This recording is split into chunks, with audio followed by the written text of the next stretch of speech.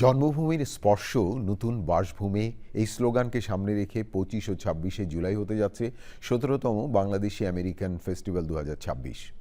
এই উৎসবকে কেন্দ্র করে বাংলাদেশ অ্যাসোসিয়েশন অব মিশিগান আয়োজিত সংবাদ সম্মেলনে সংগঠনের সভাপতি জাবেদ চৌধুরী সহ শীর্ষ নেতারা উৎসবের বিভিন্ন দিক, পরিকল্পনা ও কর্মসূচি তুলে ধরেন। তারা জানান, মিশিগানের ওয়ারেন সিটি স্কোয়ারে দুদিনব্যাপী এই বর্ণিল আয়োজনে দেশ ও বিদেশের খ্যাতনামা শিল্পীরা অংশগ্রহণ করবেন। দর্শকদের জন্য থাকবে আকর্ষণীয় রাফেল ড্র।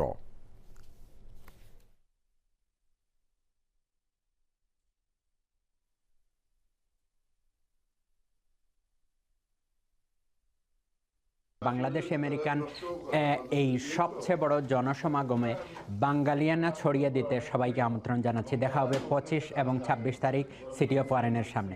এতে সঙ্গীত পরিবেশন করবেন দিলশাদ নাহার, কণা, বাউল কালামিয়া, মুজা, অনিক রাজ, অপু রহমান সহ স্থানীয় নর্থ আমেরিকা এবং মিশিগানের শিল্পীবৃন্দ।